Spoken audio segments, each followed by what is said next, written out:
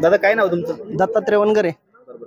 या भागामध्ये आता निवडणुका आहे आणि ह्या खेड आळंदी मतदारसंघामध्ये इतर बरेच काही नावं चर्चेमध्ये तर तुमची कुठल्या नावाला पसंती आहे? अतुल भाऊ देशमुख. त्यांच्या नावालाच का पसंती बरं, इतर लोकांना का नाही?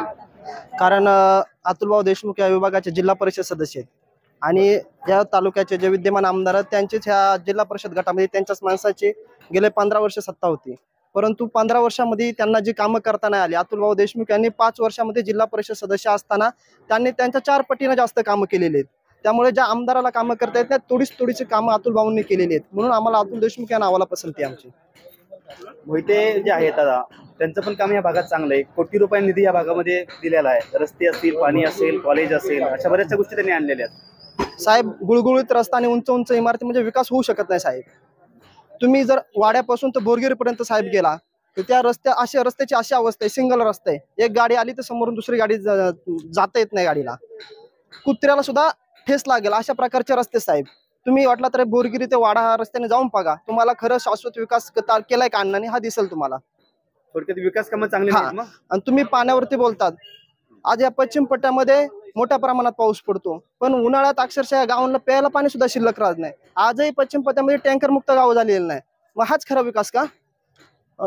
वाळत ते बोरगिरी या वॉटर बॅग जे बुडीत बांधारे असतील, बुडीत बांधारे होऊ शकले नाही. आमदार 15 वर्ष असताना बुडीत बांधारे होऊ शकले नाही. बुडीत बांधारे झाले असते तर इथे लोकांची शेती ओल्या आली असती, शेतकरी बागायत झाले असते. हे होऊ शकलं नाही. मग हाच विकास का? एकंदरीत तुम्ही ह्या विकास कामांवरती नाराज आहात? हो, निश्चित आम्ही नाराज आहोत या विकास कामावर. आणि अतुल भाऊ तुम्ही जे सांगते आता अतुल देशमुख यांचं, तर त्यांनी काय काय केलं या भागामध्ये? तुम्ही प्रत्येक गावामध्ये जा, वाशिर रायफड गणामध्ये प्रत्येक गावामध्ये अतुल देशमुखचं प्रत्येक गावामध्ये काम आहे. जिल्हा परिषद सदस्य असताना सुद्धा प्रत्येक गावामध्ये केले कामं एवढी केले. जर तालुक्याचे आमदार झाले तर निश्चितपणे मोठ्या प्रमाणामध्ये कामे करतील.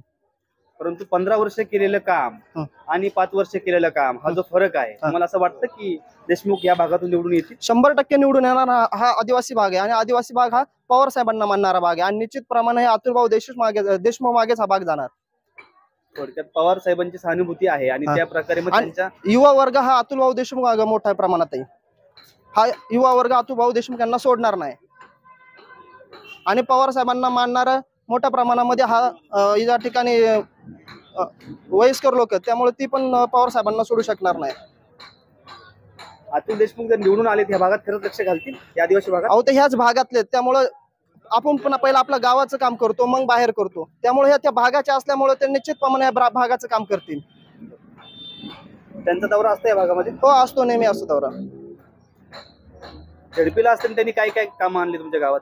आमच्या गावामध्ये त्यांनी रस्ते आणलेत, जलजीवनच्या माध्यमातून पाण्याची योजना आणली, स्मशानभूमी बांधली. ह्या तालुक्याच्या आमदारांनी 15 वर्ष आमदार असताना खेड तालुक्याचा अस्मितेचा प्रश्न म्हणजे भीमाशंकर देवस्थान, त्यांना 15 वर्षात भीमाशंकरकडे जाणारा रस्ता करता नाही आला. तिकडे रस्ता नाहीये? नाही, बोरगिरून भीमाशंकरला जाणारा रस्ता नाही. भीमाशंकर हे खेड तालुक्यातच आहे. थोडक्यात तुमची विकास कामांवर प्रचंड मोठी नाराजी आहे आणि त्याच्यामुळे तुम्ही जे नाव सांगताय अतुल देशमुख वगैरे त्या नावाला पसंती आहे? हो, 100% निवडून येतील ते? 100% निवडून येणार. कोणी काही करून द्या, अतुल भाऊ